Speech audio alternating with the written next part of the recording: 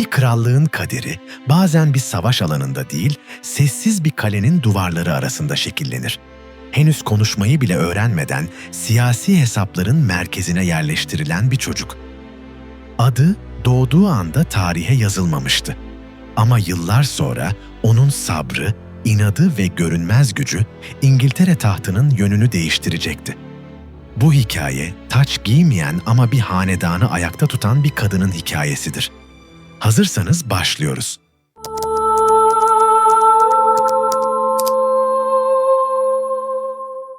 Margaret Beaufort olarak bilinen kadın, 15. yüzyılın ortalarında Bedfordshire'daki Bledsoe Kalesi'nde dünyaya geldi. Doğum yılı kesin değildir. Bazı kaynaklar Mayıs ayının son günlerinde 1441'i, bazıları ise 1443'ü işaret eder. Ancak kesin olan şudur: Margaret doğduğu anda sıradan bir soylu çocuk değildi. Babası John Beaufort, Somerset Dükü unvanını taşıyor ve Kral 3. Edward'ın oğlu John of Gaunt'un torunu olarak kraliyet kanına bağlanıyordu. Bu soy bağı, ileride oğlunun İngiltere tahtı üzerindeki iddiasının temel dayanaklarından biri olacaktı. Annesi Margaret Beauchamp, Bledsoe'lu Sir John Beauchamp'ın kızıydı. Erkek kardeşinin genç yaşta evlenmeden ve varis bırakmadan ölmesiyle aile servetinin tek mirasçısı olmuştu. Bu durum onu dönemin soyluları için son derece cazip bir eş haline getirmişti. İlk evliliğini Oliver John'la yapmış, bu evlilikten çok sayıda çocuk dünyaya gelmişti. Oliver John'un ölümünden sonra Margaret Beauchamp John Beaufort ile evlendi ve bu evlilikten yalnızca bir çocuk doğdu: Margaret Beaufort. Margaret'in hayatı doğduğu andan itibaren ailesini çevreleyen gölgelerle şekillendi. Babası John Beaufort, gençliğinde Fransa'daki Boje Muharebesi'nde esir düşmüş, yıllar boyunca Fransızlar tarafından tutulmuştu. Serbest kalabilmesi için ödenen fidye, dönemi için akıl almaz bir büyüklükteydi ve onu neredeyse yoksulluğa sürüklemişti. Yine de evliliği sayesinde Bedfordshire, Wiltshire ve Dorset çevresindeki geniş topraklardan gelir elde edebilmişti. Evliliğinden kısa bir süre sonra John Beaufort yeniden savaş meydanına döndü. Fransa Kralı 7. Charles'a karşı yürütülen seferde İngiliz birliklerinin başına getirildi. Aquitaine ve Normandiya'nın genel kaptanı ilan edildi ve parlamentonun kararıyla Somerset Dükü unvanını aldı. Ancak bu sefer onun için bir onur kazanımından çok bir yıkım oldu. Fransız ordusuyla doğrudan çatışmaktan kaçınması, askerlerinin yağma ve talanına göz yumması ve kraliyet kaynaklarını kişisel çıkarları için kullandığı iddiaları onu çağdaşlarının gözünde zayıf ve korkak bir komutan haline getirdi. İngiltere'ye dönüşü yenilgiden daha ağır bir utanç getirdi. Kral 6. Henry'e duyduğu öfke o kadar derindi ki onunla görüşmeyi reddetti ve Dorset'teki kırsal malikanesine çekildi. Bu geri çekiliş uzun sürmedi. Utanç ve itibar kaybının ağırlığı altında 1444'ün Mayıs ayında henüz 1 yaşına bile gelmemiş olan kızını geride bırakarak hayatına son verdi. Bu trajedi, Beaufort ailesinin geçmişindeki daha eski bir lekelenmişlikle birleşiyordu. Ailenin kraliyetle olan bağı, John of Gaunt'un Catherine Swynford ile olan ilişkisinden doğan çocuklara dayanıyordu. Bu çocuklar, ebeveynlerinin daha sonra evlenmesiyle yasal kabul edilmişti. Ancak evlilik dışı doğmuş olmaları, yıllar boyunca rakipler tarafından hanedanın meşruiyetini sorgulamak için kullanıldı. Bu tartışma, ileride Margaret'in torunu olacak bir kralın bile tahtını hedef alan bir silaha dönüşecekti. Tüm bu gölgelerin ortasında büyüyen Margaret, karakter olarak sessiz ama kararlı bir çizgi izledi. Hayatının ilerleyen dönemlerinde derin bir inanç, cömertlik ve sorumluluk duygusuyla tanındı. Sahip olduğu büyük serveti özellikle kiliseye yaptığı bağışlarla değerlendirdi. İnancı yalnızca kişisel bir sığınak değil, aynı zamanda oğlunun güvenliği için karanlık dönemlerde tutunduğu bir dayanak oldu. Margaret'in hayatındaki en merkezi unsur, Tudor soyunu koruma kararlılığıydı. Tek çocuğu Henry'e gösterdiği özen, onun tüm kararlarını şekillendirdi. Aynı koruyucu içgüdüyü torunlarına karşı da sergiledi. Onları hediyelerle, ilgiyle ve dikkatle büyüttü. Soyunun devamı konusundaki ciddiyeti zaman zaman keskin bir mizah anlayışıyla birleşiyor, ailesine meydan okuyanlara karşı alışılmış nezaket sınırlarını zorlayabiliyordu. Buna rağmen Margaret, gücü elinde tutsa bile gereksiz acımasızlıktan kaçınan bir figür olarak tanındı. Bu tutum, ileride oğlu Henry'nin kendi yönetim anlayışında da örnek alacağı bir dengeyi temsil ediyordu. Kart oyunlarına ve satranca olan ilgisi, emlak yönetimine duyduğu zevkle birleşiyordu. York yanlısı rakiplerin tehdit oluşturduğu erken yıllarda siyasi ittifaklar ve evlilikler yoluyla konumunu güçlendirmekten çekinmedi. Tüm bu çabaların tek bir hedefi vardı: oğlunun mirasını ve geleceğini güvence altına almak. Margaret'in doğduğu dönemde İngiltere, Lancaster hanedanı tarafından yönetiliyordu. Tahtta zayıf iradesiyle tanınan Kral 6. Henry bulunuyordu. Yüzyıl savaşlarının son safhasında Fransa Kralı 7. Charles ve Burgonya müttefikleri karşısında İngiliz toprakları birer birer kaybediliyordu. Bu süreç yalnızca John Beaufort'un askeri kariyerini değil, İngiltere'nin kıta üzerindeki varlığını da sona yaklaştırdı ve York hanedanını güçlü bir rakip olarak öne çıkardı. Babası öldüğünde Margaret hem kraliyet kanı taşıyan bir varis hem de erkek koruyucusu olmayan bir çocuktu. Bu durum onu krallıktaki soylu aileler için son derece cazip bir vesayet hedefi haline getirdi. Çünkü vesayeti alan kişi onun devasa mirası üzerinde söz sahibi olacaktı. Margaret, annesinden kalan mülklere ek olarak kentten Sussex'e kadar uzanan geniş Beaufort topraklarının da tek mirasçısıydı. Kral 6. Henry bu duruma müdahale etti ve Margaret'in vesayetini sarayın güçlü isimlerinden Suffolk Kontu William de la Pole'a verdi. De la Pole, ilerleyen yıllarda Margaret'i kendi oğlu John'la nişanladı. Evlilik Margaret reşit olduğunda gerçekleşecekti. Ancak tüm bu düzenlemelere rağmen Margaret, atalarının evi olan Bledsoe Kalesi'nden hiç ayrılmadı. Çocukluğunu annesinin ilk evliliğinden olan üvey kardeşleri ve kız kardeşleriyle birlikte bu kalede geçirdi. Burada bir soyluya yakışır şekilde mülk yönetimini öğrendi. Dönemin seçkin müzisyenlerini dinledi ve ailesinin dini geleneği içinde yetişti. Üvey kız kardeşi Margaret John'la birlikte Hristiyan inancına adım attı. Bu sakin ama disiplinli çocukluk, ileride kralların kaderini etkileyecek bir kadının temelini sessizce attı. Margaret, annesinin derin inancı sayesinde daha çocuk yaşta dinin hayatındaki yerini öğrenmişti. Bu eğitim yalnızca ibadetle sınırlı kalmadı. Annesi, genç kızına okumaya karşı güçlü bir merak da kazandırdı. Annesinin vasiyetinde Margaret'e bıraktığı çok sayıdaki kitap, bu ilginin ne kadar erken başladığını gösterir.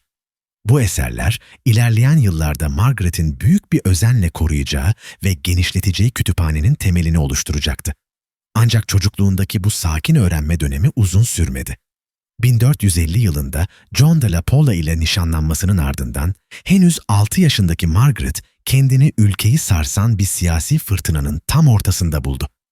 Vasisi William de la Pole, Kral 6. Henry'yi Fransa ile uzlaşmacı bir politika izlemeye yönlendirmekle suçlanıyordu. Bu politika, İngiltere'nin kıtadaki topraklarının büyük bölümünü kaybetmesiyle sonuçlanmış, yaz sonuna gelindiğinde geriye yalnızca Calais ve Aquitaine kalmıştı. De la Pole'a yöneltilen suçlamalar bununla da sınırlı değildi. Margaret'in kraliyet soyunu kullanarak onu oğluyla evlendirip kendi ailesinin taht iddiasını güçlendirmeyi amaçladığı öne sürülüyordu. William de la Pole sürgüne gönderildi. Ancak Fransa'ya ulaşamadan Kuzey Denizi'nde düşmanları tarafından öldürüldü. Buna rağmen Margaret çocuk yaşına karşın yapılan nişana sadık kalmaya zorlandı. Aynı dönemde Kral Henry, Fransa'daki kayıpların yarattığı utançla sarsılmıştı. Bu zayıflık, York Dükü Richard'ın 1452 yılının Şubat ayında Londra'ya yürümesine zemin hazırladı. Girişim sonuçsuz kalsa da Lancaster ve York hanedanları arasındaki gerilim artık açıkça hissediliyordu. Kral Henry, bu baskıya karşı kendisine sadık kalanları ödüllendirerek gücünü pekiştirmeye çalıştı. En çok güvendiği isimlerden biri, üvey kardeşi Edmund Tudor'du. Bu nedenle 1453 yılının Şubat ayında Margaret saraya çağrıldı. Burada John de la Pole ile yapılan evlilik anlaşması iptal edildi ve Margaret, Edmund Tudor ile nişanlandı. Kısa süre sonra Edmund ve kardeşi Jasper Tudor, Margaret'in yeni vasileri oldu. Bu karar, hayal edilemeyecek kadar büyük bir mirasın artık Tudor kardeşlerin denetimine geçmesi anlamına geliyordu. Sarayla kurduğu bu yakın bağ Margaret'i hızla kraliyet hayatının içine çekti. İlk büyük törenine Nisan ayında Windsor Kalesi'nde katıldı. Kralın eşi kraliçe Margaret'in yanında kırmızı bir elbiseyle görünmesi dikkat çekmişti. Bu tercih genç kızın saray estetiğini ne kadar çabuk benimsediğini gösteriyordu. Kral Henry'nin Edmund'la tanışması için ona cömert bir hediye vermesi, Margaret'in bu yeni dünyaya daha da bağlanmasına yol açtı. Ancak bu parlak günlerin gölgesinde savaş yeniden yaklaşıyordu. Margaret'in amcası Somerset Dükü, kralın en güvendiği danışmanlardan biriydi. York Dükü'nün düşmanlıkları tırmandırmasının ardından St. Albans'ta çıkan çatışmada hayatını kaybetti. Bu olay, Güller Savaşı olarak bilinecek uzun ve kanlı dönemin başlangıcıydı. Artık Margaret'in çevresindeki erkek koruyucular birer birer yok oluyordu. Bu kargaşa ortamında Margaret, Edmund Tudor ile evlendi. Kendinden 10 yaş büyük olan Edmund, Lancaster hanedanı içinde hızla yükselmiş ve Richmond kontu unvanını almıştı. Çift, Galler'deki Lamphey'e yerleşti. Edmund'un görevi, bölgedeki düzeni sağlamak ve York yanlısı soyluların kontrolündeki Carmarthen Kalesi'ni denetim altına almaktı. Margaret için bu dönem, belirsizlik ve sürekli bir endişe anlamına geliyordu. İlk çatışmalar kısa sürede patlak verdi. Edmund, Carmarthen'ı ele geçirmeyi başardı. Ancak Yorkistler güçlü bir birlik gönderdi. Sayıca üstün olan bu kuvvet karşısında Edmund kısa süreliğine esir düştü. Margaret için bu haber yıkıcıydı. Evlilik henüz tamamlanmıştı ve Margaret hamileydi. Doğmamış çocuğunun geleceği bir anda ciddi bir tehlike altına girmişti. Edmund serbest bırakıldı. Fakat bu rahatlama uzun sürmedi. 1456 yılının Kasım ayında Margaret 6 aylık hamileyken Edmund vebadan öldü. Genç kadın düşman topraklarında dul ve savunmasız kalmıştı. Hastalığın kendisine ve karnındaki bebeğe de bulaşacağından korkarak her türlü tedbiri almaya çalıştı. Bu kritik anda Edmund'un kardeşi Jasper Tudor devreye girdi. Tehlikenin farkındaydı ve her şeyi geride bırakarak Margaret'i koruması altına aldı. Soğuk kış günlerinde Pembroke Kalesi'ne yapılan yolculuk Margaret için hem fiziksel hem de ruhsal bir sınavdı. Ocak ayının son günlerinde son derece zor ve acı dolu bir doğumun ardından Henry dünyaya geldi. O an anne ile oğul arasında kopması mümkün olmayan bir bağ kuruldu. Margaret hayatta kalmıştı. Ancak doğum sırasında yaşadığı ağır hasar bir daha çocuk sahibi olamamasına yol açmış olabilirdi. Henry onun tek çocuğu olarak kalacaktı. Doğumdan sonra geleneksel arınma sürecini yaşayan Margaret bu dönemde toplumdan uzak kaldı. Aynı zamanda Jasper Tudor onun geleceğini güvence altına almak için yeni bir evlilik arayışına başladı. Mart ayında başlayan görüşmeler Margaret'in olağanüstü serveti nedeniyle büyük ilgi gördü. Jasper, Lancaster hanedanına sadık bir aileyle bağ kurmanın en doğru seçenek olduğuna karar verdi ve Buckingham Dükü'nün oğlu Henry Stafford'ı seçti. Henüz 13 yaşında olmasına rağmen Margaret bu görüşmelere kayıtsız kalmadı. Kendi çıkarlarını ve özellikle oğlunun geleceğini koruma içgüdüsüyle hareket etti. Doğumdan yalnızca 2 ay sonra yüzlerce kilometrelik zorlu bir yolculuğu göze alarak görüşmelere eşlik etti. Yakın akrabalık nedeniyle papalık izni alınmasının ardından yaz süresi tamamlandığında evlilik gerçekleşti. Bu evlilik dönemin çoğu siyasi birlikteliğinin aksine karşılıklı bir bağlılık barındırıyordu. Margaret ve Stafford evlilik yıldönümlerini her yıl özenle kutladı. Ancak bu mutluluğun gölgesinde acı bir gerçek vardı. Oğlu Henry, Jasper Tudor ve kralın hazinedarının ortak vesayeti altına verildi. Güvenliği için Pembroke'da büyüyecekti. Jasper yeğenine öz evladı gibi davrandı ve onun hayatında babasının yerini doldurdu. Margaret, oğlunun güvende olduğundan emin olduktan sonra yeni eşiyle birlikte Bourne'daki yaşamına döndü. Bu evlilikten çocukları olmadı ancak Stafford'la huzurlu bir hayat sürdü. Yine de zihni nadiren görebildiği küçük Henry'den hiç uzaklaşmadı. Çocuğun hassas sağlığı ve aralarındaki zorunlu ayrılık Margaret'in kaygılarını her geçen gün artırıyordu. Ülke ise yeniden savaşa sürükleniyordu. Kral Henry'nin tarafları uzlaştırma girişimleri sonuçsuz kaldı. 1460 yılının yazında Lancaster ordusu ağır bir yenilgi aldı. Kral esir düştü. Buckingham Dükü öldürüldü. Kraliçe Margaret İskoçya'ya kaçtı ve kısa süreli bir karşı zafer kazandıysa da bu sevinç uzun sürmedi. York hanedanının genç lideri Edward, Taunton'da kesin bir zafer elde etti ve kendini kral ilan etti. Bu gelişme, Margaret için her şeyin çöktüğü an gibiydi. Kendi hayatı ve oğlunun kaderi, şimdiye kadar hiç olmadığı kadar büyük bir tehlike altındaydı. Ancak yeni kral, intikam peşinde değildi. Krallığı sakinleştirmek için affedici bir politika izledi ve Margaret'in eşi Henry Stafford ile ailesini bağışladı. Bu karar, Margaret'e kısa da olsa bir nefes alma alanı tanıdı. Fakat fırtınanın tamamen dinmediğini o herkesten iyi biliyordu. York hanedanı iktidara geldiğinde Margaret'in mirası ve ünvanları ilk bakışta büyük bir darbe almamıştı. Fakat bu denge oğlunun üzerinden kurulan yeni düzenle bozuldu. Jasper Tudor hain ilan edildi ve bunun sonucu olarak o sırada 5 yaşında olan Henry'nin vesayeti el değiştirdi. Yeni vasi Edmund Tudor'u Carmarthen'de esir alan kişiyle aynı isimdi. William Herbert. Herbert bu yetkiyi elde etmek krala 1000 sterlin ödedi. Bu ödeme Henry'nin Pembroke'dan çıkarılıp Galler'in öte ucundaki Raglan Kalesi'ne götürülmesiyle sonuçlandı. Margaret, oğluyla arasındaki mesafe açıldıkça yazıyla yakın kalmaya çalıştı. Mektuplar elinden gelen en düzenli bağdı. Raglan'da Henry ilk kez soylu ailelerin diğer çocuklarıyla bir arada bulunabileceği bir çevreye girdi.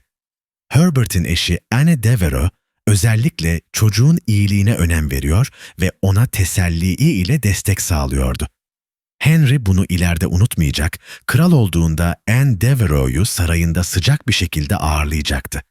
Ne var ki Henry'e gösterilen nezaket onun mirasının korunacağı anlamına gelmiyordu. Yeni kral Edward, Margaret'in tepkisine rağmen Henry'yi mirastan mahrum etti. Toprakların büyük kısmı Clarence Dükü George'a verildi.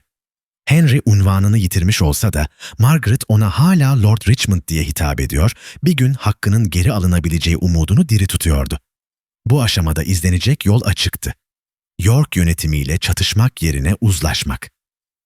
Margaret, eşi Henry Stafford'la birlikte bu çizgiyi dikkatle sürdürdü. 10 yıl boyunca hem Edward'ın gözünde güvenilir görünmeyi başardı, hem de ailesindeki bazı kişilerin tehlikeli hamlelerinden kendini ayırdı. Somerset Dükü'nün tutumu bunun örneğiydi. Önce Yorkist tarafa geçip Kral Henry'yi terk etmiş, sonra yeniden Lancaster'a dönerek Edward'a ihanet etmişti. Bu dönüş Hexham'da yenilgiyle son buldu. Dük yakalandı ve idam edildi. Ardından Kral 6. Henry'nin Lancashire'da ele geçirilip Londra Kulesi'ne kapatılması, Margaret'in sarayla ilişkisini daha da kritik hale getirdi. Bu dönemde Margaret'in konumu, Aralık ayında Edward'ın ona Woking'deki Beaufort malikanesini geri vermesiyle güçlendi. Böylece Margaret ve Stafford birkaç yıl boyunca Surrey kırsalında daha sakin bir hayat sürdü. Yerel Aziz Petrus Kilisesi'ne gitti. Guildford gibi kasabalara günübirlik uğradı. Hatta avcılık ve şahinle avlanmayı denedi. Bu dışarıdan huzurlu görünen günlerin içinde bile Margaret'in aklı Henry'deydi. Annesini görmek için yaptığı ziyaretler çocukluk bağlarının hala canlı olduğunu gösteriyordu. Noel döneminde Maxi Kalesi'nde haftalar geçirmesi, ailesiyle temasını sürdürdüğünün işaretiydi. Yine de bu temaslar annelik kaygısını hafifletmiyordu. Eylül ayında Margaret, Raglan'a giderek Henry'yi bir hafta ziyaret etti. Bu ziyaret, yıllar sonra ilk kez gerçekleşmiş olabilirdi. Çünkü Stafford'ın kayıtlarında yer alan ilk ziyaretti. Süresi kısa kaldı ve Margaret'in oğlunu büyütme ayrıcalığını elde etmiş olan Herbert çiftiyle ilgili duyduğu rahatsızlık açıkça hissediliyordu. Oğlunu yeniden yanına alabilmesi için tekrar siyaset yapması gerekiyordu. Bu amaçla Aralık ayında büyük bir adım attı ve kralı ağırlamak için görkemli bir hazırlığa girişti. Kendisine lüks bir kırmızı elbise aldı, en iyi deniz ürünleriyle hazırlanmış 5 çeşit yemek planladı. Mor bir av çadırı kurdurdu ve ülkenin en yetenekli müzisyenleriyle bir ziyafet düzenledi. Bu ziyaret, Edward'ın yönetimi içindeki çatlağın büyüdüğü bir döneme denk geliyordu. Kral ile en güçlü müttefiklerinden Warwick kontu arasındaki gerilim artıyor, Edward'ın soylu olmayan Elizabeth Woodville ile yaptığı evlilik ve onu kraliçe seçmesi saray çevresinde rahatsızlık yaratıyordu. Margaret'in gösterisi, York yönetimine bağlılığının sorgulanmasına karşı bir cevap niteliği taşıyordu. Fakat bu bağlılık istemeden oğlunu yeniden tehlikeye sürükledi. Henry, vasisi William Herbert'la birlikte Yorkist iç çatışmanın içine çekildi. Edgecote'da Warwick'la kralın tarafları karşı karşıya geldi ve sonuç Yorkist fraksiyon için ağır bir yenilgiydi. Herbert yakalandı ve idam edildi. Margaret, oğlunun da aynı akıbeti yaşayıp yaşamadığını öğrenebilmek için büyük paralar harcadı. Sonunda Henry'nin hayatta olduğunu, Anne Devereux'un himayesinde Wellesley Kalesi'ne götürüldüğünü öğrenince derin bir nefes aldı. Herbert'in ölümü ve Kral Henry'nin yeniden yükselmesi ihtimali ortaya çıktığında Margaret bir fırsat yakalamaya çalıştı. Ağustos sonunda Londra'ya giderek Henry'nin vesayetini ve miras hakkını geri alma girişiminde bulundu. Ancak sonuç alamadı. Yine de şartlar hızla değişiyordu. Ekim ayında krallık yeniden düzenlendi ve Kral 6. Henry tekrar tahta çıkarıldı. Bu gelişme Margaret'in şansını döndürdü. Sonunda Henry ile yeniden görüşme izni çıktı. Üstelik bu görüşme kralın bizzat eşliğinde olacaktı. Kral, üvey kardeşi Edmund'un çocuklarıyla tanışmayı istiyor, bu buluşmaya önem veriyordu. Westminster'da verilen izinle görüşme gerçekleşti. Henry'nin Jasper'ın korumasına dönmesi kararlaştırılmıştı. Fakat önce annesiyle vakit geçirmesi de ilan edildi. Margaret için bu, uzun bir aradan sonra gelen gerçek bir yakınlıktı. Kasım ayında Woking'de 2 hafta geçirdiler. Margaret oğlunu Surrey kırsalında dolaştırdı. Anne ile oğul arasındaki bağ bu kısa zaman içinde daha da güçlenmiş olmalıydı. Ancak bu mutluluk yine kısa sürdü. Henry, Kasım ortasında Jasper'ın yanına gitmek üzere annesinden ayrıldı. Bu ayrılık bilinmeyen bir sebeple Margaret için daha da ağırlaştı. Sonrasında anne ile oğul için uzun bir sessizlik dönemi başladı. Bir sonraki buluşmaları 15 yıl sonra gerçekleşecekti. Çünkü Edward geri dönmüştü. Nisan ayında Londra'ya yürüdü. Kendini yeniden kral ilan etti ve Kral Henry'yi Londra Kulesi'ne hapsetti. Ardından Tewkesbury'de kraliçenin gönderdiği kurtarma kuvvetini yendi ve tahtın genç varisi Westminster'lı Edward öldürüldü. Kraliçe Margaret Fransa'ya sürgüne gönderildi. Kısa süre sonra da Kral Henry öldürüldü. Bu sarsıcı gelişmeler Henry Tudor'un konumunu doğrudan etkiledi. Margaret, Lancaster'lı akrabalarının ölümüne açık bir yas göstermedi. Çünkü Beaufort, erkek soyunun tükenmesiyle iddia kadın hattına geçmişti. Bu hat içinde en önde gelen isim Margaret'ti ve dolayısıyla oğlu da bu çizginin içindeydi. Margaret'in ısrarıyla Henry ve Jasper ülkeden kaçtı. Kuzey denizine açıldıklarında rüzgarlar onları Bretonya'ya savurdu.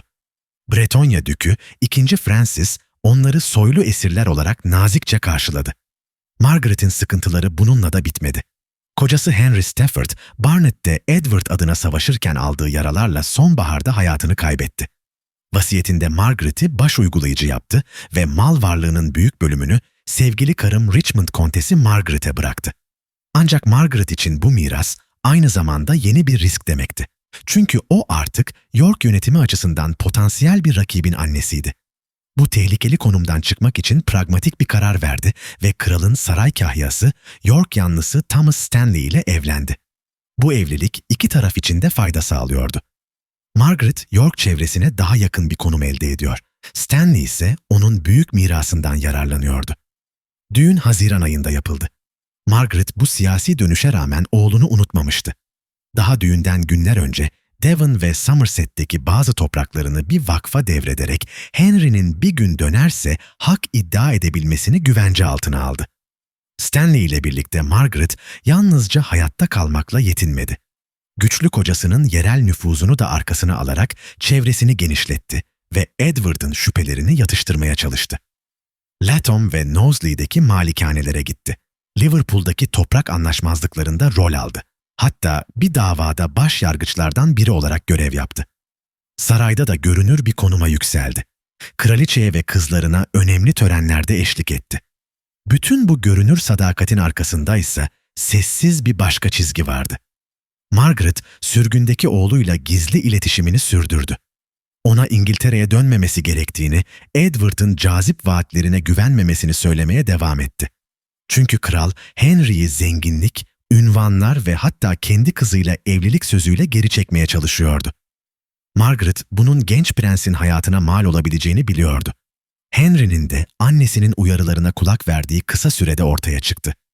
Duke Francis, Henry'nin iade edilmesini kabul ettiğinde Henry hasta numarası yaparak gönderilen elçilerden kurtuldu ve bir kiliseye sığındı. Takip girişimi kutsal mekana saygı nedeniyle halkın tepkisiyle karşılaşınca Francis geri adım atmaya ikna edildi. Oğlunun yaşadığı bu tehlikelere rağmen Margaret, Edward'a boyun eğmiş görünmeyi sürdürdü. Zaman içinde saray içindeki konumu güçlendi. Kralın en küçük kızını vaftize götürmekle görevlendirilmesi artık Yorkist çevrede güven kazanmış olduğunun bir işaretiydi. Bu yükseliş, Margaret'in Henry'nin güvenli dönüşünü müzakere edebilme ihtimalini yeniden düşünmeye başladığını gösteriyordu. Sevgili annesinin ölümünden sonra Margaret daha somut bir sonuç elde etti. Edward ile anlaşarak Henry'nin büyük annesinin mirasından bir pay almasına izin verilmesini sağladı. Bu düzenleme, kralın mührünü taşıyan bir belgeyle onaylandı ve Henry'nin dönerse kralın lütfu ve himayesinde olacağı belirtildi. Uzun zamandır ilk kez dönüş için bir zemin oluşuyor gibiydi. Fakat her şey tam da bu hazırlıklar tamamlanmak üzereyken yeniden belirsizliğe sürüklendi. Edward beklenmedik şekilde öldü. Anlaşma kesinleşmeden gelen bu ölüm Henry'nin kaderini bir kez daha karanlıkta bıraktı. Tahtın dengesi Edward'ın ölümünden sonra bir kez daha bozuldu. İngiliz tacı artık Gloucester Dükü Richard'ın elindeydi. Saray çevresinde yıllardır süren bir öfke vardı. Birçok kişi Edward'ın eşi Elizabeth Woodville'in düşük kökenlerinden nefret ediyor, onun ailesinin yükselişini hazmedemiyordu. Elizabeth ise krallığın sorunsuz biçimde oğlu Edward'a geçmesini sağlamak için direniyor, Richard'ın devlet işlerine karışmasını engellemeye çalışıyordu. Fakat bu çaba kısa süre içinde boşa çıktı. Richard, Buckingham Dükü ile birlikte harekete geçti. Buckingham, Margaret'in eski kayınpederinin torunuydu ve Elizabeth'e karşı kendi husumetini de taşıyordu. İkili, 12 yaşındaki genç kralı Northampton'da ele geçirdi. Kraliçe Elizabeth ve diğer çocuklar Westminster Abbey'e sığınmak zorunda kaldı. Edward ve küçük kardeşi York Dükü Richard ise Londra Kulesi'ne gönderildi. Ardından onların hak iddiaları gayrimeşru ilan edildi. Richard, Temmuz ayının başında kendini kral ilan etti. Yeni düzen kurulur kurulmaz, karşı çıkanlara ne olacağını herkes gördü. Margaret'in kocası kısa süreliğine tutuklandı. Lord Hastings'in acımasız biçimde idam edilmesi, Richard'ın muhalefeti ortadan kaldırmak için hiçbir sınır tanımayacağını açıkça gösterdi. Margaret dışarıya destek gösterse bile içten içe öfkeliydi. Çünkü daha yeni oluşmaya başlayan Henry'nin geri dönüşünü güvence altına alabilecek düzenleme artık tehdit altındaydı. Bu noktada Margaret'in düşüncesi tek bir çizgide sertleşti. Oğlunun geleceği için Londra Kulesi'nde tutulan prensleri kurtarmaya dönük bir girişimde yer almış olabilir. Çünkü genç Edward'ın tahta geçmesi halinde Henry'nin daha olumlu karşılanacağını hesaplamış olması muhtemeldi. Fakat işler öyle gelişmedi. Prenslerin akıbeti kesin olarak bilinmese de yaygın kabul gören anlatı şuydu. Richard, konumunun bu çocuklar var oldukça tehdit altında kalacağını fark etti ve onların öldürülmesini emretti. Kaderleri ne olursa olsun bir daha hiç görülmediler. Prenslerin ortadan kaybolması Richard'ın adını daha da ağır bir şüpheyle anılır hale getirdi. Üstelik kendi oğlunu varisi ilan etmesi, yeğenlerinin ölümünü onayladığına dair söylentileri daha da güçlendirdi. Richard'ın popülaritesi sarsılırken, Margaret'in oğluna bağlılığı artık yalnızca bir annenin koruma içgüdüsü değildi. Hedef, saf Lancastrian kanına sahip Henry'yi kral yapmaktı. Ancak bunun için Henry'nin iddiasının halk gözünde güçlendirilmesi gerekiyordu. Çünkü Henry uzun yıllar sürgünde yaşamış, ülkede pek az kişi tarafından tanınır olmuştu.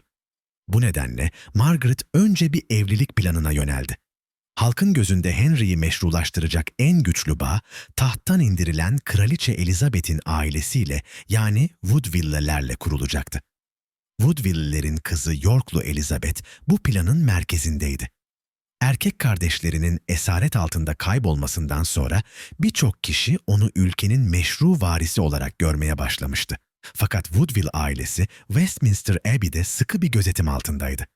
Margaret bu engeli aşmak için güvendiği Galli doktoru Caerleonlu Doktor Lewis'i devreye soktu. Doktor Lewis bir hastayı muayene ediyormuş gibi davranarak Kraliçe Elizabeth'e ulaşmayı başardı. Böylece dışarıdakilerin kuşkusunu uyandırmadan Margaret'in mesajını iletti. Henry ile Yorklu Elizabeth'in evliliği. İki oğlunun yok oluşunun acısıyla sarsılan Elizabeth, aynı zamanda intikam alma ihtimalini de görüyordu ve teklifi kesin bir biçimde kabul etti. Planın harekete geçmesiyle Margaret adım adım örgütleyici konuma geçti.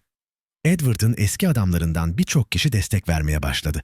Giles Daubeny, Richard Guildford, Thomas Ramsay, John Cheney gibi isimler bu çevrede yer aldı. En kritik destek ise Buckingham Dükü'nden geldi.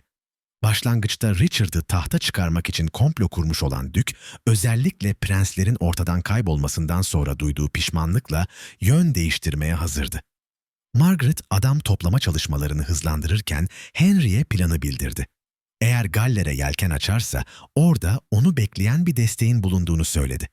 Ancak Ekim ayının ortasına gelindiğinde Richard komployu sezmişti. İlk etapta planın beyni olarak Buckingham'ı gördü ve onu kanun kaçağı ilan etti. Buckingham planlandığı gibi Galler'de ayaklandı. Fakat şiddetli yağmurlar Severn Nehri'ni geçmelerini engelledi. Çok geçmeden kraliyet görevlilerinden kaçmak zorunda kaldı. Bu sırada Henry, gelişmelerin gerçek durumundan habersizdi. İngiltere'ye çıktı. Ancak ayaklanmanın başarıya ulaştığı iddialarını kuşkuyla karşılayınca geri çekildi. Girişim çökmüştü. Kentteki Woodville hareketi de bastırıldı. Buckingham, Kasımbaşı'nda Salisbury pazarında yakalandı ve başı kesildi. Buckingham'ın düşüşü, Margaret'i doğrudan hedef haline getirdi. Richard artık onun komploya karıştığını anlamıştı. Margaret bir anda kralın insafına kaldı. Hayatta kalabilmesi, Richard'ın kendi durumunun ne kadar kırılgan olduğunu bilmesine ve Stanley'nin desteğine ihtiyaç duymasına bağlıydı. Margaret'in canı bağışlandı. Fakat bunun bedeli ağır oldu. Richard, onun itibarını yerle bir etti. Hayatı boyunca yönetmeye çalıştığı topraklarının kocası Stanley'e devredileceğini ilan etti ve Margaret'in öngörülebilir gelecekte kocasının gözetiminde ev hapsinde tutulacağını bildirdi. Margaret artık hareket edemiyordu ama susturulamamıştı. Muhtemelen Stanley'nin bilgisi dahilinde Henry'e mesajlar ulaştırmayı sürdürdü. Henry ise bu sırada yakalanmaktan kaçınırken ikinci bir girişim için destek toplamaya çalışıyordu. Bretonya'da dengeler de değişmeye başlamıştı. Dük Francis'in sağlığı bozuldukça hazinedarı Pierre Landois Richard'ın rüşvetlerine daha açık hale gelmişti.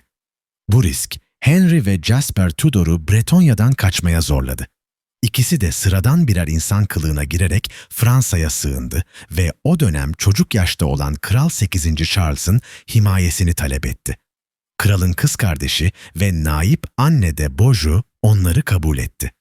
Richard'ın şansı ise tersine dönüyordu. Oğlu Edward, Nisan ayında aniden öldü. Kraliçe annenin artık çocuk sahibi olamayacağı anlaşılınca sarayda yeni bir söylenti dolaşmaya başladı. Richard'ın Henry'nin nişanlısı Yorklu Elizabeth ile evlenmeyi planladığı konuşuluyordu. Elizabeth'in güzelliği saray mensupları ve soylular arasında giderek daha fazla fark edilir hale gelmişti.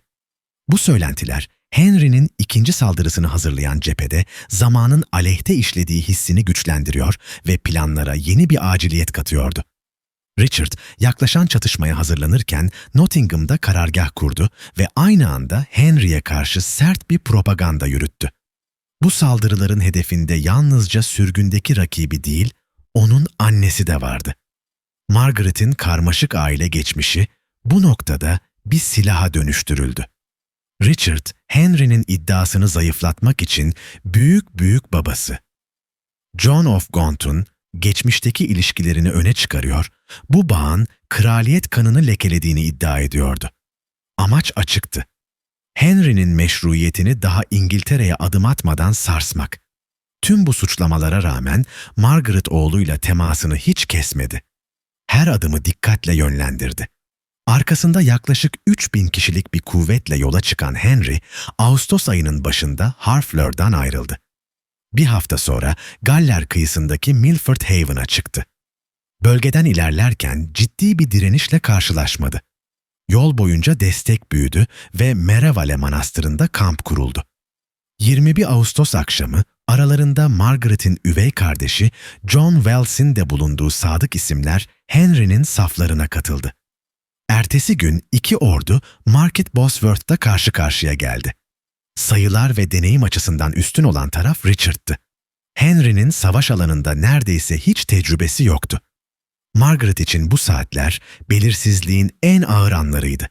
Ancak çatışma başladıktan sonra beklenmedik bir gelişme yaşandı. Margaret'in kocası Stanley, Richard'ı yüzüstü bırakarak taraf değiştirdi. Bu hamle savaşın dengesini belirledi. Richard'ın atı bataklığın kenarında kaydı, kral yere düştü ve savaş orada sona erdi. Zaferin ardından Henry, Leicester'a girdi. Halkın arasında Tanrı Kral Henry'yi korusun sesleri yükselirken, yayımladığı ilk bildiride Richard'ın öldüğünü ve askerlerin evlerine dönebileceğini ilan etti. Margaret ise bu anı dua kitabına sakin ama anlamı derin bir notla kaydetti. Bugün Kral 7. Henry, Kral 3. Richard'ın öldürüldüğü savaş alanını kazandı. Zafer haberi Margaret'e ulaştığında sevinçten çok korku duyduğu anlatılır. Böyle büyük bir başarının ardından mutlaka bir felaket geleceğine inanarak gözyaşlarına boğulduğu söylenir. Ancak bu kez korkuları boşa çıktı. Henry'nin taç giyme töreni Ekim ayının sonunda Westminster Abbey'de sorunsuz şekilde gerçekleşti. Aziz Edward tacını taşıma onuru sadık amcası Jasper'a verildi. Henry, hükümdarlığının ilk haftalarında Londra'da kalmak yerine annesiyle vakit geçirmeyi tercih etti. Gençliğinde sürgünden hemen önce annesiyle birlikte bulunduğu Wokking'deki atalarının evine döndü. Bu tercih, annesine duyduğu bağlılığın sessiz ama güçlü bir ifadesiydi. Henry, annesine yazdığı bir mektupta ona olan minnettarlığını açıkça dile getirdi ve hayatı boyunca gördüğü anne sevgisinin karşılığını ödemekten onur duyacağını belirtti. Kısa süre sonra toplanan ilk parlamento, Margaret'in konumunu resmileştirdi. Henry, annesini hukuken bağımsız ilan etti. Artık kocasının iznine ihtiyaç duymadan kendi adına kararlar alabilen bir kadındı. Bu statü, onu krallığın en güçlü figürlerinden biri haline getirdi. Henry, annesine duyduğu güvenin bir göstergesi olarak ona yeni sorumluluklar verdi. Bunlardan biri genç Buckingham Dükü'nün vesayetiydi. Dük'ün babası, Richard'a karşı girişilen ilk başarısız ayaklanmada hayatını kaybetmişti. Margaret'in nüfuzu bununla da sınırlı kalmadı. Oğlunun lütfuyla Exeter Dükü'ne ait geniş mülkler kendisine tahsis edildi. Thames üzerindeki Cold Harbour malikanesi ana ikametgahı haline geldi. Lincolnshire, Cambridgeshire ve Kendal'da da topraklar edindi. Noel döneminde kendisine kraliçelerle yarışacak nitelikte bir elbise ve taç hediye iade edildi. Sarayda artık kralın annesi Lady'm olarak anılıyordu ve bu ünvan, gelini Yorklu Elizabeth'ten bile daha fazla nüfus sahibi olduğunun sessiz bir ifadesiydi. Margaret bu yeni gücü yalnızca siyaset için kullanmadı. Gelirlerini sanat ve ilim alanına yöneltti. Kitaplara olan ilgisi hamiliğe dönüştü. Bir Fransız romansının İngilizceye çevrilmesi onun desteğiyle gerçekleşti. Kısa sürede edebiyat çevrelerinde adı bilgin ve koruyucu bir figür olarak anılmaya başladı. Dini metinlere olan ilgisi ise daha da derindi. Kendi çevirileri yıllar boyunca temel başvuru eserleri arasında yer aldı. Özel Şapeli, dönemin en büyük müzik merkezlerinden biri haline geldi. Çok sesli müzikteki yenilikler burada hayat buldu. Margaret, bu mekanda yalnızca bir hami değil, aynı zamanda kendini inancına adamış bir figür olarak yaşadı. Papa tarafından örnek gösterilmesi, bu bağlılığın resmi bir kabulüydü. Buna rağmen Margaret, yalnızca dindar ve kültürlü bir kadın değildi.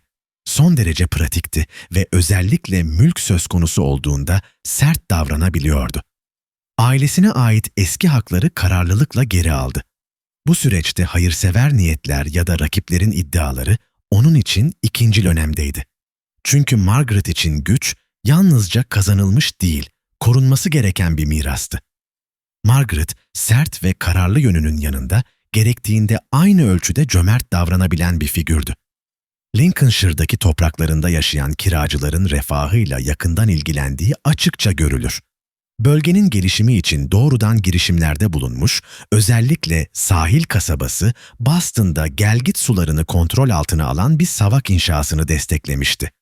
Witham Nehri'nin daha elverişli hale getirilmesi için bir kraliyet komisyonunun kurulmasını teşvik etmesi de yalnızca kendi çıkarlarını değil, yerel yaşamın sürdürülebilirliğini de gözettiğini gösteriyordu.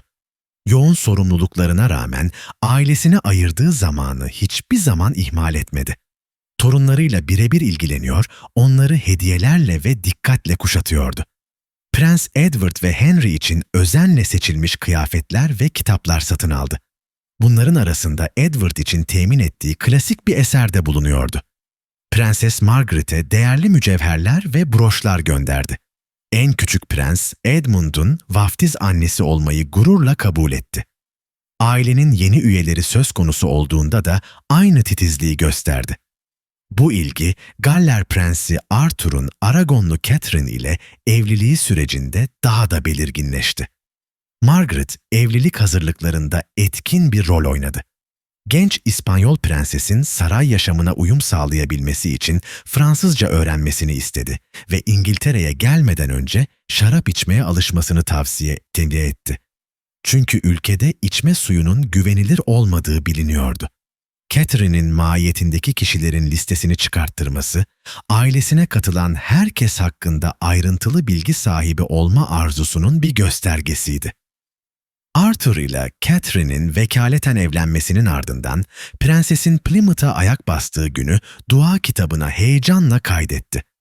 Düğün törenine katıldı ve İspanyol konukları etkilemek amacıyla Cold Harbour'da görkemli bir şölen düzenledi. Birkaç yıl sonra torunu Margaret'in İskoçya kraliçesi olmak üzere kuzeye gitmesinden önce de aynı zarif ev sahipliğini sergileyerek tüm kraliyet ailesini ağırladı. Hayatının ilerleyen safhasında Margaret ana ikametgahını Cold Harbour'dan Northamptonshire'daki Collie Weston'a taşıdı. Burada kendi mahkemesini kurdu.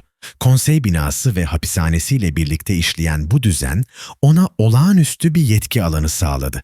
Bazı durumlarda kral adına konuşma yetkisini bile kullandı. Coventry'de haksızlığa uğrayan bir vatandaş adına yöneticilere yazdığı mektup bu nüfuzun somut örneklerinden biriydi. Yetkileri bununla sınırlı kalmadı. Normalde yalnızca kilise mahkemelerinin yetki alanına giren davalara da müdahil olabildi. İlk mızrak dövüşünü kutladığı ay, Margaret ona ilk eğerini ve koşum takımını hediye etmişti. Fakat 1509 yılının başlarında Henry'nin yeniden ağır biçimde hastalanması, bu gencin krallık sorumluluğuna beklediğinden çok daha erken hazırlanması gerektiğini gösterdi. Margaret bir kez daha Richmond'a koştu. Bu kez uzun süre kalmaya kararlıydı. En sevdiği yatağa dahil olmak üzere eşyalarının taşınmasını emretti. Saraydaki herkes teşhisin ciddiyetini fark etmişti. Bir anlatıma göre odada bulunanlar gözyaşlarını zor tutuyordu. Oğul son ayinini aldıktan sonra aynı gün hayatını kaybetti. Bu ölüm Margaret'i derinden sarstı. Oğlunun vasiyetinde en üst sırada yer alan Margaret, kendi sağlık sorunlarına rağmen cenaze düzenlemelerini bizzat yönetti. Önce naaş hazırlandı, ardından Richmond'daki büyük salona taşındı. Günler boyunca dualar okundu, ayinler düzenlendi. Tabut belirlenen tören düzeni içinde şapele ve ardından Londra'ya götürüldü. St. Paul Katedrali'nde yapılan törende duygusal bir vaaz verildi. Ertesi gün Westminster'daki mezarına defnedildi. Saray görevlileri ayrılmadan önce makam asalarını mezara bırakarak hizmetlerinin sona erdiğini simgeledi.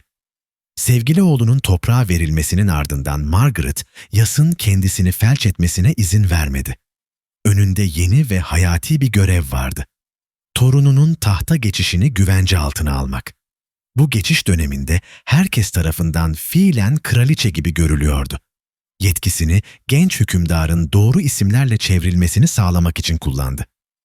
Oğluna sadakatle hizmet etmiş kişilerin konumlarını pekiştirdi. John Fisher, Charles Somerset ve Winchester Piskoposu Richard Fox bu isimler arasındaydı. Aynı zamanda saraydan uzaklaştırılması gerekenleri de belirledi. Uzun süredir hoşnutsuzluk yaratan bazı görevlilerin etkisini kırdı. Özellikle vergi uygulamalarıyla nefret toplayan isimlere karşı sertti. Onları tutuklattı ve yargı sürecinin sonunda idam edilmelerini sağladı. Bu kararlar, Margaret'in yalnızca şefkatli bir anne değil, aynı zamanda iktidarın devamı için tereddüt etmeyen bir siyasal aktör olduğunu bir kez daha ortaya koyuyordu. Genç Henry 8. Haziran ayının ortasında Aragonlu Catherine ile evlendiğinde, büyükannesinin törene katılıp katılmadığı kesin değildir. Margaret'in bedeni artık ona açıkça sınırlar çiziyordu. Kendisi de bunun farkındaydı. 66 yaşına girdikten sonra eğer daha uzun yaşarsa karşılaşacağı kaçınılmaz çöküşten korktuğu aktarılır. Bedeninin ağırlaşması, duyularının zayıflaması ve hareket kabiliyetini yavaş yavaş kaybetmesi. Bu düşünceler ona derin bir huzursuzluk veriyordu. Buna rağmen Margaret gücünü son kez toplayarak Haziran ayının sonundaki ortak taç giyme törenine dayanabildi. O gün kraliyet çifti Londra sokaklarında ağır ve ölçülü adımlarla ilerledi. Bir nesil önce Henry'nin babasıyla Yorklu Elizabeth'in giydiği aynı görkemli kıyafetler yeniden kullanılmıştı. Halkın alkışları arasında Londra Kulesi'nden Westminster'a uzanan bu yürüyüş yeni bir dönemin sembolüydü. Margaret bu tarihi anı Cheapside'daki özel konutundan izlemeyi tercih etti. Siyah kadife, saten ve ipekten oluşan sade ama ağırbaşlı bir kıyafet giymişti. Westminster Abbey'de de kalabalığın arasına karışmadı. Başpiskoposun yönettiği taç giyme törenini kendisi için ayrılan özel bir bölümden takip etti. Yıllar önce Bosworth'ta oğlunun zaferini öğrendiğinde olduğu gibi bu büyük mutluluğun ardından gelecek zorlukları düşünerek gözyaşı döktü. Resmi ziyafette kısa süreliğine görünse de sonraki eğlencelere katılmadı. Sessizce geri çekildi ve kendini inancına verdi. Westminster Abbey'de kaldığı bu son günlerde beklenmedik bir şekilde ağır bir rahatsızlık geçirdi. 28 Haziran'da torununun 18. yaş gününde Henry'nin krallığa hazırlanması için yapabileceği her şeyi yaptığına inanıyordu. Ertesi gün son anlarında yanında bulunanların anlattığına göre ayin sırasında kutsal ekmek kaldırıldığında hayata veda etti. İnancına adanmış bir ömür için gördüğü son şeyin Tanrı olduğuna inanıldı. Margaret Beaufort'un hayatı başından sonuna kadar kendi seçimiyle şekillenmemişti. Çok genç yaşta olağanüstü bir servetin mirasçısı olarak krallığın siyasi hesaplarının içine çekildi. Lancaster hanedanına bağlılığı henüz kendisi karar verebilecek yaşta değilken çevresindeki erkekler tarafından belirlenmişti. Babasının ölümünden sonra geçen çocukluk yıllarında bağımsızlığı olmayan bir varis olarak kraliyet kanının cazibesiyle bir siyasi araç haline getirildi. Henüz bebekken vesayeti en yüksek bedeli ödeyene verildi. Bu durum onu kendi oğluyla nişanlamaya hazırlanan bir ailenin planlarının merkezine taşıdı. 6 yaşında ne olduğunu anlamayacak kadar küçükken ülkeyi sarsan bir skandalın parçası oldu. Ardından kaderi bir kez daha başkaları tarafından çizildi ve onu Güller Savaşı'nın Lancastrian safına yerleştirecek evliliğe sürüklendi.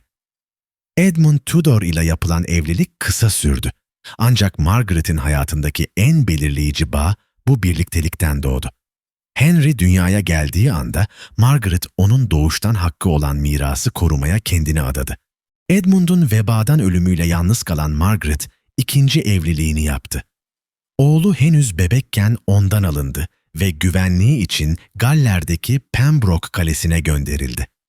Bu ayrılık Margaret'in hayatı boyunca taşıyacağı bir yaraya dönüştü. Surrey kırsalında dışarıdan bakıldığında sakin bir hayat sürse de zihni her zaman oğlundaydı. Onunla düzenli olarak haberleşiyor, sağlığı ve güvenliği hakkında bilgi alıyordu. Ancak York hanedanının iktidarı ele geçirmesiyle birlikte bu kaygı sürekli bir endişeye dönüştü. O andan itibaren Margaret için annelik yalnızca sevgi değil, aynı zamanda bitmeyen bir mücadele anlamına gelmişti. Yeni hükümdarın tutumu başlangıçta yumuşaktı. Jasper Tudor, üvey kardeşi kralın ardından sürgüne gönderildiğinde Henry'nin vesayeti Lord William Herbert'e verildi. Burada genç çocuk sevgi ve saygıyla karşılandı. Ancak bu düzen Margaret için bir teselli değildi. Oğlu hala ondan uzaktaydı. Bu nedenle 1460'lı yıllar boyunca yeni ve daha ince bir yol izlemeye başladı. Amacı açıktı.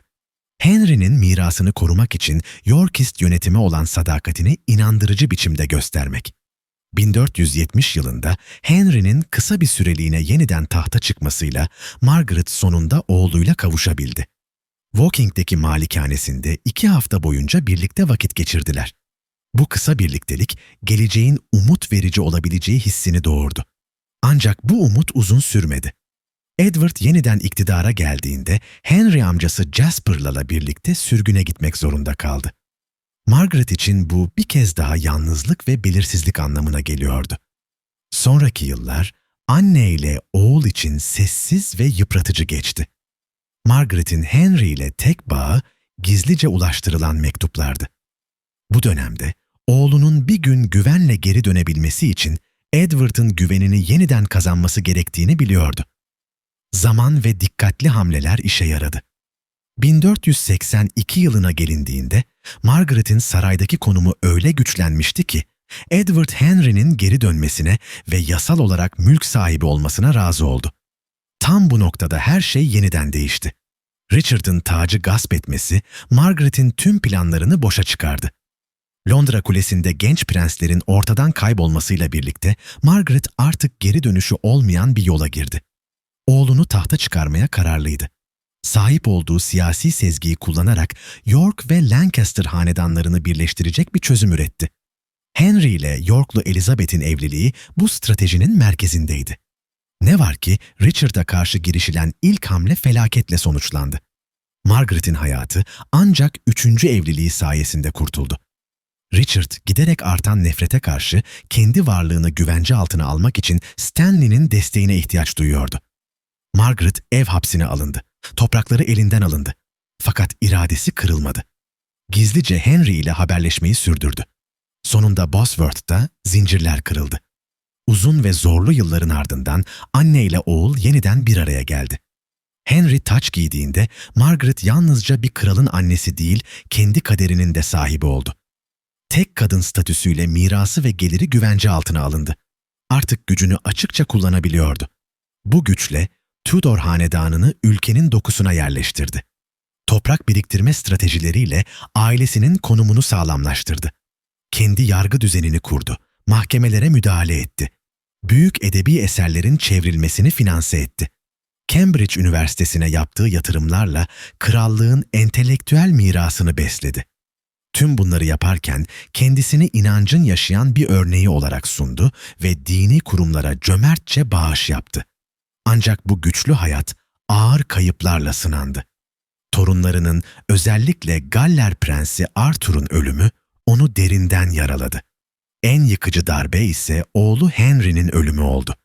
Bu kayıptan sonra yaşama tutunmakta zorlandı. Yine de her zaman yaptığı gibi görev duygusuyla hareket etti. Tudor hanedanının devamlılığından emin olmadan hayata veda etmeyecekti. Torunu Henry 8. taç giydiğinde Margaret için hayatının işi tamamlanmış gibiydi. Westminster Abbey'e çekildi. Oğluyla yeniden kavuşma inancıyla sessizce bekledi. 2 hafta sonra bu dünyadan ayrıldı. Margaret Beaufort'un hikayesi, taç giymeyen ama bir hanedanı ayakta tutan bir kadının hikayesidir. Gücü açıkça talep etmeden sabırla ve kararlılıkla şekillendirdi. Tudor hanedanı onun iradesiyle doğdu. Onun inadıyla hayatta kaldı.